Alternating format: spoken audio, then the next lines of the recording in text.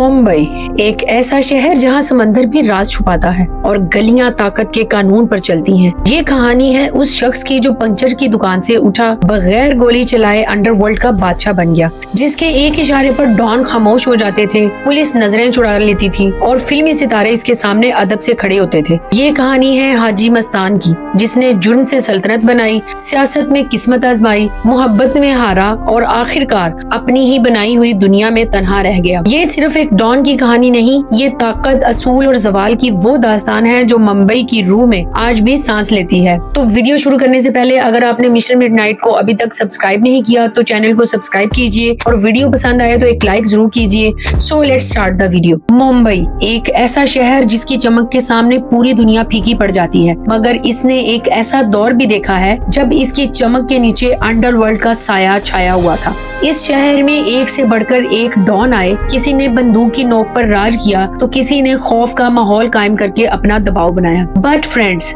मुंबई में एक ऐसा डॉन भी हुआ जिसने खुद कभी किसी की जान नहीं ली, ना किसी पर हमला किया, ना ही कभी अपने हाथों से एक भी गोली चलाई। इसके बावजूद वो पूरे मुंबई शहर पर राज करता था। इसे समंदर का राजा कहा जाता था क्योंकि वो समंदर के रास्ते सोना, चांदी और इलेक्ट्रॉनिक्स की स्मगलिंग किया करता था। वो मालाबार हिल में बने अपने आलीशान बंगले की बालकोनी में बैठकर सिगार का धुआं उड़ाता और समंदर में चलते जहाजों को यूं देखता जैसे पूरा समंदर इसी का हो। वो जुर्म करता था मगर तहजीब के साथ। ना इसने कभी मंशियात, शराब या हथियारों की स्मगलिंग की और ना ही किसी आम इंसान को परेशान किया। इसने अपनी पूरी जिंदगी में अपने हाथों से एक भी कत्ल नहीं किया था। बट फिर भी वरदराजन से लेकर दाऊद इब्राहिम जैसे बड़े बड़े गैंगस्टर भी इसके इशारों पर नाचते थे। इसके नाम की धाक बैठी हुई थी स्मगलिंग की दुनिया से लेकर बॉलीवुड तक और पुलिस से लेकर बड़े बड़े सियासतदानों तक इसकी रसाई थी। इसका स्टाइल और शख्सियत ऐसी थी कि फिल्म दीवार में अमिताभ बच्चन में once upon a time in Mumbai Ajay Devgan के किरदार इसी की पर्सनालिटी से इंस्पायर्ड थे। ये कहानी है मुंबई के पहले अंडरवर्ल्ड डॉन हाजी मस्तान की, जिसने एक गरीब किसान के घर जन्म लिया। 8 साल की उम्र में मुंबई आकर अपने वालिद के साथ पंक्चर की दुकान खोली, कभी कुली का काम किया और एक दिन यही बच्चा मुंबई का बेताज बादशाह बन गया। मुंबई अंडरवर्ल्ड की शुरुआत कब हुई? कौन था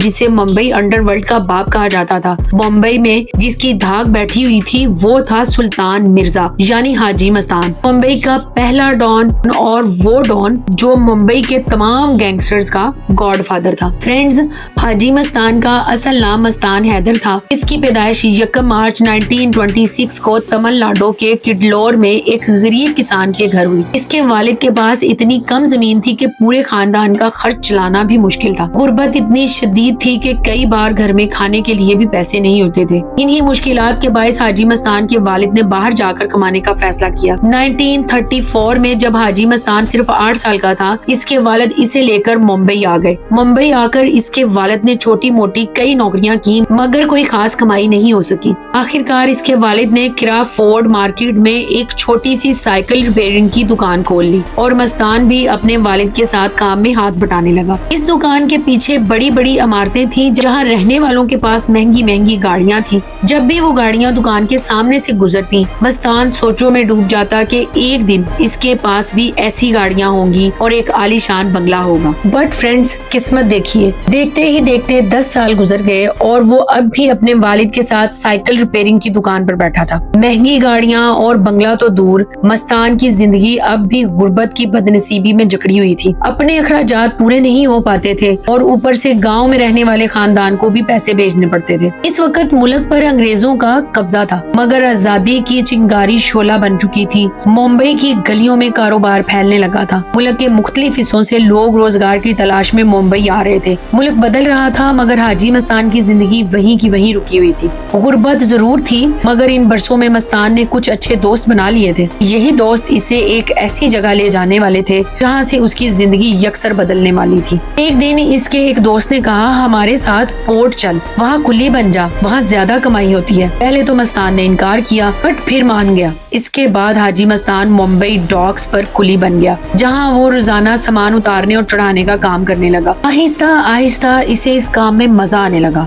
اور یہاں اس کی کچھ با اثر لوگوں سے دوستی بھی ہو گئی، بٹ وہاں ایک خطرہ بھی تھا۔ ان دنوں شیر خان پٹھان نام کا ایک گنڈا پلیوں کو بہت تنگ کرتا تھا۔ وہ زبردستی ہفتہ وصول کرتا اور جو انکار کرتا اس کے گنڈے اسے بری طرح پیٹتے تھے۔ ایک دن حاجی مستان نے شیر خان سے ٹکر لینے کا فیصلہ کر لیا۔ اگلی بار جب شیر خان اپنے گنڈوں کے ساتھ ہفتہ لینے آیا تو اس نے دیکھا کہ اس کی لگائی ہوئی لائن سے 10 کلی غائب ہیں۔ اس سے پہلے کہ وہ کچھ سمجھ پاتا، مستان اور اس کے 10 ساتھیوں نے مل کر شیر خان اور اس کے گنڈوں پر حملہ کر دیا اور سب کو بری طرح زخمی کر دیا۔ کسی طرح شیر خان وہاں سے جان بچا کر بھاگ گیا اور اس کے بعد وہ دوبارہ کبھی کلیوں سے ہفتہ وصول کرنے نہیں آیا۔ حاجی مستان کی بے خوفی دیکھ کر وہاں کے تمام کلی اسے اپنا لیڈر ماننے لگے اور یہیں سے حاجی مستان کے ممبئی کا ڈان بننے کے سفر کی شروعات ہو گئی۔ پورٹ پر کام کرتے ہوئے ایک دن اس کے ایک دوست نے اسے اسمگلنگ کا آئیڈیا دیا۔ اس نے اسے بتایا کہ اگر وہ بیرون ملک سے آنے والے انلیگل سامان کو کپڑوں میں چھپا کر باہر نکالے تو اسے اس پورے سامان کی قیمت کا کچھ حصہ مل جائے گا۔ فرینڈز، اس زمانے میں بھارت میں الیکٹرانک سامان، مہنگی گھڑیاں، زیورات اور سونے کے بسکٹ بڑے پیمانے پر اسمگل کیے جاتے تھے۔ ان چیزوں کو قانونی طریقے سے منگوانے پر برطانوی حکومت بھاری بھرکم ٹیکس وصول کرتی تھی، اسی لیے بہت سے لوگوں نے اسمگلنگ کا راستہ اختیار کر لیا تھا۔ حاجی مستان کو یہ اسمگلنگ کا آئیڈیا بہت پسند آیا اور وہ اس کام میں لگ گیا۔ وہ ایسے لوگوں سے جڑنے لگا جو سامان اسمگل کرواتے تھے۔ حاجی مستان کی پہچان کچھ حاجیوں سے بھی ہوئی جو بحری جہاز کے ذریعے سعودی عرب حج کے لیے جاتے تھے اور واپسی پر سونے کے بسکٹ اور الیکٹرانک سامان بھارت لے کر آتے تھے۔ مستان نے ایسے لوگوں سے تال میل بنایا اور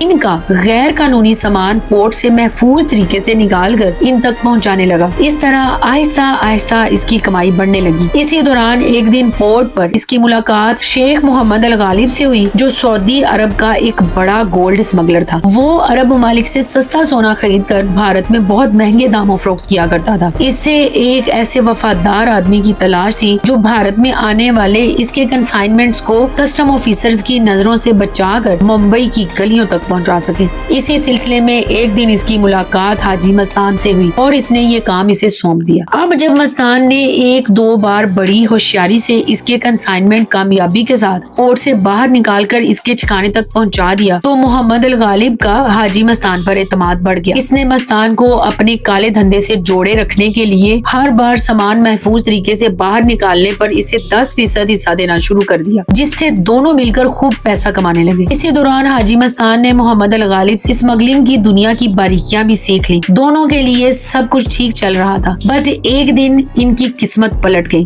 ایک دن جب محمد الغالب سعودی عرب سے اسمگل کیا ہوا سونا لے کر بندرگاہ پہنچا تو وہ ابھی کچھ ہی کنسائنمنٹ مستان کو دے پایا تھا کہ اچانک پولیس نے دونوں کو چاروں طرف سے گھیر لیا۔ پولیس کو دیکھتے ہی حاجی مستان شیخ کا سونا لے کر وہاں سے فرار ہو گیا، بٹ محمد الغالب پولیس کے ہتھے چڑھ گیا اور اسے اسمگلنگ کے جرم میں 3 سال کی سزا ہو گئی۔ اور فرینڈز، 3 سال بعد جب شیخ جیل سے باہر آیا تو اس کے پاس ایک پھوٹی کوڑی بھی نہیں بچی تھی۔ کچھ دنوں بعد وہ دوبارہ حاجی مستان سے ملا۔ اسے لگا تھا کہ حاجی مستان سونا دینے سے انکار کر دے گا یا کوئی بہانہ بنا لے گا۔ اب بھلا ہاتھ آئی ہوئی دولت کون واپس کرتا ہے؟ بٹ یہ دیکھ کر شیخ حیران رہ گیا کہ 3 سال ایک طویل عرصہ ہوتا ہے اور اتنا قیمتی سونا دیکھ کر کسی کا بھی ایمان ڈگمگا سکتا ہے۔ بٹ حاجی مستان کی ایمانداری دیکھ کر محمد الغالب بہت خوش ہوا اور اس نے حیرت بھری نظروں سے پوچھا، تم نے یہ سونا بیچ کر اپنے لیے پیسے کیوں نہیں بنا لیے؟ اس پر حاجی مستان نے جواب دیا، میرے والد نے مجھے سکھایا تھا کہ ایمانداری سب سے بڑی دولت ہے اور اوپر والا سب کچھ دیکھتا ہے۔ اس کے منہ سے ایسی بات سن کر محمد الغالب اس قدر متاثر ہوا کہ اس نے اپنے باکس کا آدھا سونا حاجی مستان کو دے دیا اور اسے اپنے کاروبار میں 50% کا شریک بنا لیا۔ اور فرینڈز، شہید حاجی مستان کی زندگی کا ٹرننگ پوائنٹ، حاجی مستان نام کے سورج کا ممبئی کے انڈر ورلڈ میں طلوع ہونا شروع ہو گیا۔ اب اگلے چند برسوں میں آہستہ آہستہ ممبئی کی گلیوں میں حاجی مستان کا نام گونجنے لگا تھا۔ اور فرینڈز، اس طرح کبھی سڑکوں پر پنکچر بنانے والا اور کبھی کلی کا کام کرنے والا یہ لڑکا اب اسمگلنگ کی دنیا میں ایسا نام بن چکا تھا جسے لوگ احترام سے مستان بھائی کہہ کر پکارنے لگے تھے۔ ایسا نہیں تھا کہ اس وقت ممبئی میں اور مجرم موجود نہیں تھے، بٹ ان میں حاجی مستان جیسی بات نہیں تھی۔ اس کے پاس صرف اسمگلنگ کا دھندا ہی نہیں تھا بلکہ بات کرنے کا انداز، زبان دینے کی عادت اور کچھ حدود میں اخلاقیات برقرار رکھنے کا ایک لاجواب طریقہ بھی تھا۔ وہ اگر کسی کو ایک بار اپنی زبان دے دیتا تو پھر کبھی اس سے پیچھے نہیں ہٹتا تھا۔ اس کی سب سے خاص بات یہ تھی کہ وہ کسی کام کو بندوق کے زور پر کروانے کی بجائے پیار اور بات چیت سے منوانے پر یقین رکھتا تھا۔ جہاں دوسرے گینگسٹر صرف خون اور خوف کے ذریعے دہشت پھیلاتے تھے، وہی مستان عام لوگوں کو نقصان پہنچائے بغیر اپنے انداز میں انڈر ورلڈ میں ایک مثال قائم کر رہا تھا۔ اسی لیے بہت سے لوگوں کے نزدیک اس کی شبیہ کسی رابن ہوڈ جیسی تھی، کیونکہ وہ وقتاً فوقتاً لوگوں کی مدد بھی کیا کرتا تھا۔ اور پھر آتا ہے سال 1956 کا، جب حاجی مستان کی ملاقات دمن کے ڈان سکھر نارائن بخیا سے ہوئی۔ بخیا اپنے بھائی راج نارائن کے ساتھ مل کر ممبئی سے لے کر دمن تک اسمگلنگ کی دنیا کا بے تاج بادشاہ بنا ہوا تھا۔ حاجی مستان نے بخیا برادران سے دوستی کر لی اور ان کے ذریعے اپنا نیٹ ورک مزید مضبوط کر لیا۔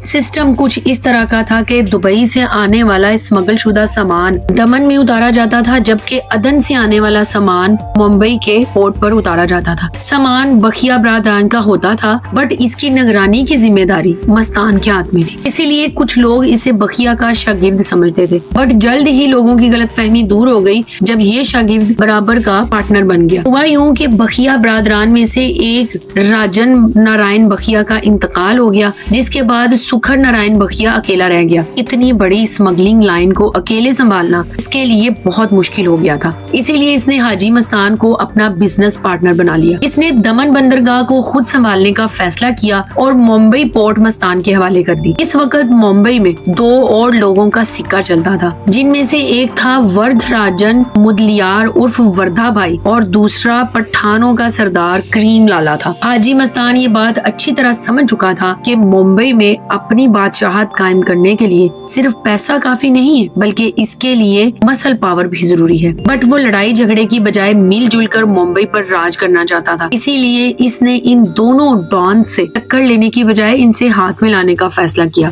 وردھ راجن مدلیار بھی حاجی مستان کی طرح تمل ناڈو سے تعلق رکھتا تھا، اسی لیے ان کی پہلی بار ملاقات خود ایک دلچسپ قصہ ہے۔ ایک بار وردھ راجن کو پولیس نے کسٹمز ڈاک علاقے سے گرفتار کر لیا۔ پولیس نے اسے حراست میں لے کر خوب دھمکایا، بٹ اس نے چوری کے مال کی جگہ نہیں بتائی۔ اسی دوران ایک شخص اپنی انگلیوں میں 555 سگریٹ دبائے ہوئے وہاں پہنچا۔ اس کے نام کی ایسی دھاک تھی کہ اسے دیکھتے ہی پولیس والے پیچھے ہٹ گئے۔ وہ آدمی سیدھا وردھ راجن مدلیار کے پاس گیا اور اس کے کان میں آہستہ سے تمل میں کہا وکم تھلائی وار، اور ان دو لفظوں کا مطلب تھا ہیلو چیف، اور وہ آدمی تھا حاجی مستان۔ حاجی مستان کو سامنے دیکھ کر وردھ راجن دنگ رہ گیا۔ مستان نے وردھ راجن سے کہا کہ تم چوری کا مال پولیس کو واپس کر دو، میں وعدہ کرتا ہوں کہ تم اس سے کہیں زیادہ پیسے کماؤ گے۔ وردھا نے پوچھا وہ کیسے؟ حاجی مستان نے جواب دیا میں چاہتا ہوں کہ تم میرے سونے کے دھندے میں پارٹنر بن جاؤ۔ وردھا حیران رہ گیا۔ اس نے پوچھا اس سے تمہیں کیا ملے گا؟ مستان نے جواب دیا مجھے تمہاری مسل پاور چاہیے تاکہ میرے کام میں رکاوٹ ڈالنے کی ہمت کوئی نہ کر سکے۔ اور یہیں سے ایک نئی انڈر ورلڈ دوستی کی شروعات ہو گئی۔ اس کے بعد مستان نے وردھ راجن کی دوستی کریم لالا سے کروائی اور تینوں نے مل کر ممبئی کے علاقے آپس میں بانٹ لیے۔ ساؤتھ ممبئی اور ویسٹ ممبئی مستان کے کنٹرول میں آئے، جبکہ سینٹرل ممبئی میں وردھ راجن اور کریم لالا کا دباؤ قائم ہوا۔ ان تینوں نے مل کر ممبئی میں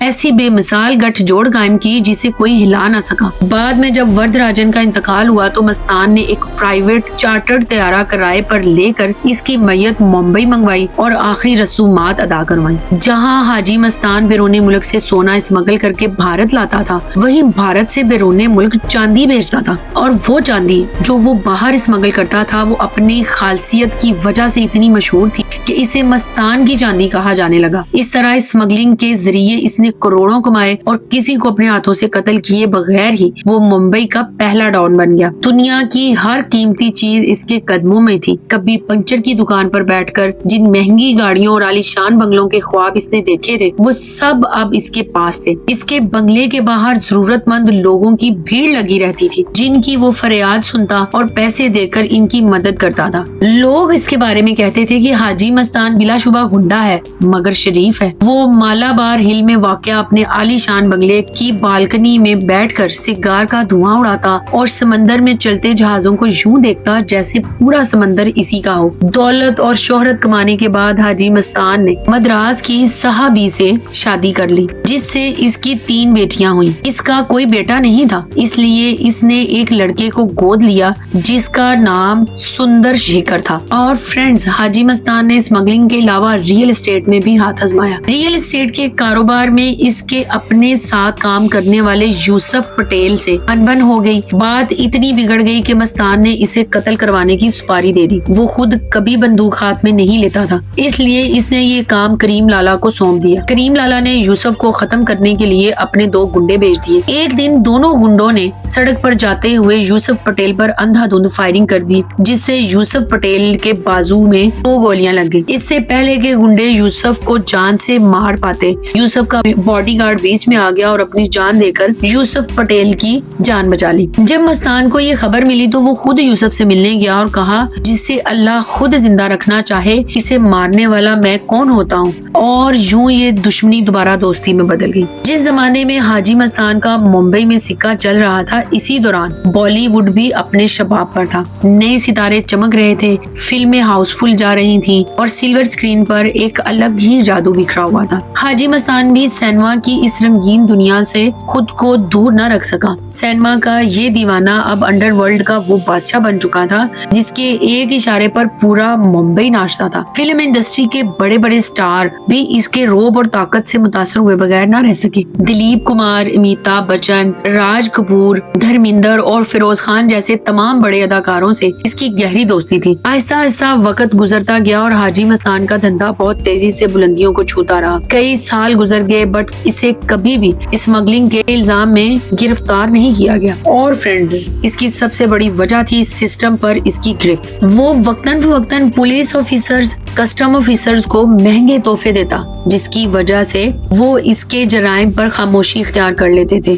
और अगर कभी कोई अफसर इन तोहफों को ठुकरा देता और इसके काम में रुकावट डालने की कोशिश करता भी, हाजी मस्तान इसका ट्रांसफर करवा देता था। इसी तरह 1974 में कुछ ऐसा ही हुआ। मस्तान ने एक ईमानदार कस्टम ऑफिसर को खरीदने की कोशिश की बट इस ऑफिसर ने इसकी पेशकश ठुकरा दी और उल्टा इसने मस्तान की स्मगलिंग पर लगातार छापे मारने शुरू कर दिए। जब भी पोर्ट पर हाजी मस्तान का माल आता, वो ऑफिसर वो सामान पोर्ट पर ही पकड़ लेता था और अगर कभी माल इसके हाथ ना भी लगता तो हाजी मस्तान के इलाकों में घुसकर इसकी गैर कानूनी सामान को ढूंढ निकालता और इससे मस्तान को कारोबार में खासा नुकसान उठाना पड़ रहा था। अब सीधी टक्कर मस्तान को पसंद नहीं आई। आखिरकार इसने अपने पॉलिटिकल रेफरेंसेस को यूज किया और इस कस्टम ऑफिसर का ट्रांसफर करवा दिया। ट्रांसफर के बाद जब वो ऑफिसर मुंबई एयरपोर्ट पर एक फ्लाइट में सवार हो रहा था, इसी फ्लाइट में हाजी मस्तान भी आ पहुंचा। सफेद कपड़ों में, आंखों में जीत की चमक और होंठों पर एक मक्कार मुस्कुराहट के साथ मस्तान इसके पास आया और बोला, ऑल दी बेस्ट। हालांकि मस्तान को इतनी अंग्रेजी नहीं आती थी बट इसने इस ऑफिसर को चढ़ाने के लिए इस एक लाइन को कहने की मेहनत जरूर कर ली थी।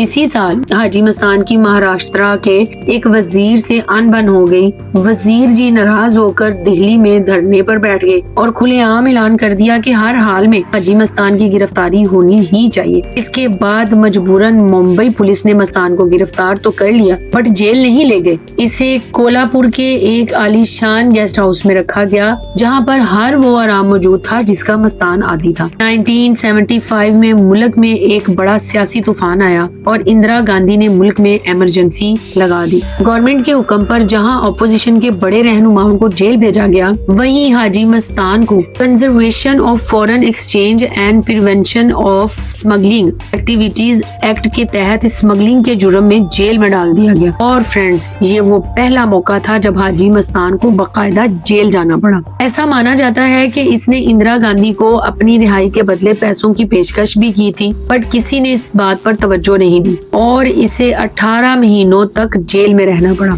और जेल में ही इसकी मुलाकात एक करिश्माती शख्स जय प्रकाश नारायण से हुई, जिन्हें सब जेपी कहते थे। इनके पास ना दौलत थी और ना ही इक्तदार की कोई हवस। बट फिर भी लोग इनके एक इशारे पर कुछ भी करने को तैयार रहते थे। मस्तान ने पहली बार महसूस किया कि इसकी आलीशान जिंदगी जय प्रकाश नारायण की शख्सियत के सामने कितनी छोटी है। जेपी की शख्सियत ने इसे अंदर से हिला कर रख दिया था। इसने जेपी से मुलाकात की और जेपी ने इसे जुर्म से नाता तोड़कर एक आम जिंदगी जीने का मशवरा दिया। जय प्रकाश नारायण की बातों का इस पर ऐसा असर हुआ कि इसने जेल से रिहाई के फौरन बाद स्मगलिंग की दुनिया को अलविदा कहने का फैसला कर लिया। इमरजेंसी लगने से पहले मस्तान ने कई अपोजिशन रहनुमाओं को पुलिस से बचाने और भगाने में मदद की थी। इसलिए बाद में जब मुल्क में जनता पार्टी की हुकूमत बनी तो इस पर कोई केस नहीं चलाया गया। और फ्रेंड्स, इसके बाद वो सबसे पहले हज पर गया और वापस आकर वो सियासत के मैदान में उतर गया। इसने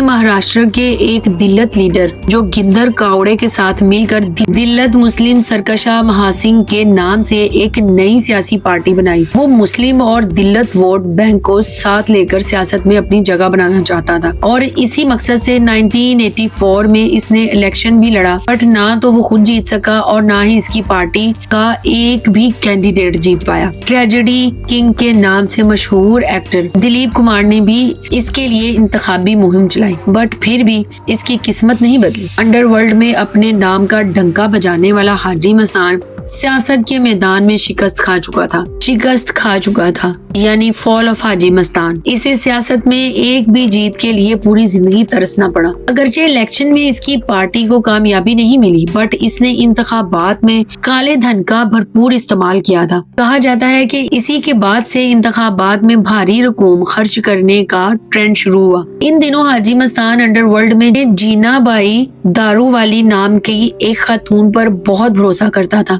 जिसे वो अपनी बहन मानता था। जब भी वो किसी मुश्किल में फंसता तो जीना बाई से मशवरा जरूर लेता था। इसी तरह 1980 में एक दिन इसने जीना बाई को अपनी कार भेजकर घर बुलवाया और अपनी परेशानी बताई। इसने कहा, बेल्सेस रोड पर मेरी एक प्रॉपर्टी है जिस पर गुजरात के चलिया लोगों ने कब्जा जमा रखा है। मेरे कहने पर करीम ने इन्हें हटाने के लिए अपने गुंडे भेजे, बट चलिया लोगों ने इन्हें भी जख्मी करके वापस भेज दिया। पूरी बात सुनने के बाद जीना बाई ने कलम और कागज मंगवाया और कागज पर एक लकीर खींचकर मस्तान से बोली, क्या तुम इस लकीर को बगैर छुए छोटा कर सकते हो? मस्तान ने कहा, आपा, मैंने आपको एक संजीदा मसले पर मशवरा करने के लिए बुलाया है और आप मुझसे पहेलियां बुझवा रही हैं। इस पर जीना बाई ने हंसते हुए एक बार फिर कलम उठाया और इस लकीर के साथ एक और बड़ी लकीर खींचते हुए बोली, ये देखो, इस तरह बगैर छुए लकीर को छोटा किया जा सकता है। जीना बाई ने इसे समझाते हुए कहा कि तुम पठानों और दाऊद इब्राहिम के गैंग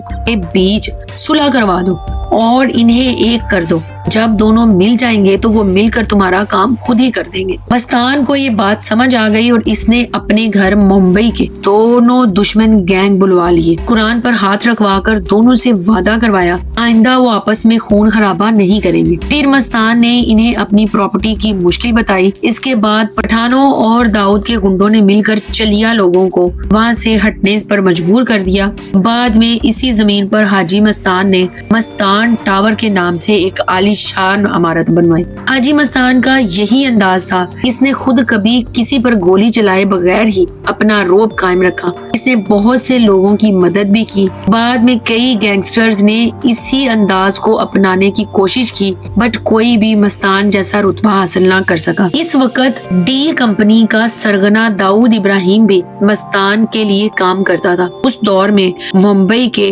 अरुण गावली और छोटा राजन जैसे कुछ और नाम भी उभर रहे थे, बट अंडरवर्ल्ड के ताज के असल वारिस के तौर पर सिर्फ दाऊद इब्राहिम को ही देखा जाता था। दाऊद को हाजी मस्तान का शागिर्द भी कहा जाता था। मस्तान ने एक बार दाऊद इब्राहिम को नसीहत की थी कि वो अपने काले धंधे का काम रात 9 बजे से सुबह 5 बजे के दरमियान निपटा लिया करे। इस वक्त लोग अपने घरों में होते हैं, इसलिए जब वो आम लोगों के बीच नहीं आएगा, पुलिस भी इसके काम में रुकावट नहीं डालेगी। हाजी मस्तान ने अपनी जिंदगी में इसी तरह आम लोगों को नुकसान पहुंचाए बगैर अपना कारोबार किया था। इसके अलावा इसने कभी भी ड्रग्स, शराब और हथियारों की स्मगलिंग नहीं की थी। हालांकि इसके बावजूद इस हकीकत को नजरअंदाज नहीं किया जा सकता। चाहे वो शरीफ दिखता था, लेकिन असल میں وہ ایک گنڈا ہی تھا جس نے غیر قانونی طریقوں سے دولت اور شہرت کمائی تھی. جب تک اس کی گرفت مضبوط رہی انڈر ورلڈ اس کے اصولوں پر چلتا رہا, بٹ وقت کے ساتھ ساتھ اس کی طاقت آہستہ آہستہ کمزور پڑنے لگی. اس کے دوست وردھ راجن کی موت ہو چکی تھی اور کریم لالا بھی ممبئی سے اپنا کاروبار سمیٹنے لگا تھا. جیسے جیسے حاجی مستان کمزور ہوتا گیا ویسے ویسے داؤد ابراہیم انڈر ورلڈ میں اپنا قد بڑھاتا گیا. بعد میں اس نے حاجی مستان کے گینگ کو چھوڑ کر اپنا ایک الگ گینگ بنا لیا. اس نے وہ سب کچھ اپنایا جو مستان کی نظر میں گناہ تھا. فلم انڈسٹری سے لے کر بلڈرز تک وہ بھاری رقم وصول کرتا اور اسی پیسے سے وہ اپنی طاقت بڑھاتا گیا. چند ہی سالوں میں داؤد نے انڈر ورلڈ پر قبضہ کر لیا اور حاجی مستان کی بادشاہت کا خاتمہ ہو گیا. 1994 میں حاجی مستان کا انتقال ہو گیا اور یوں ممبئی کو اپنی محبوبہ کہنے والا شخص اس دنیا سے ہمیشہ ہمیشہ کے لیے رخصت ہو گیا. تو فرینڈز, اگر آپ کو آج کی ویڈیو پسند آئی ہو تو چینل کو سبسکرائب کرنا, ویڈیو کو لائک کرنا اور بیل آئیکن کے نوٹیفیکیشن کو دبانا نہ بھولیں, اور کامنٹ سیکشن میں اپنا ایک قیمتی سا کامنٹ ضرور دیا کیجیے. اللہ حافظ. پاکستان زندہ باد.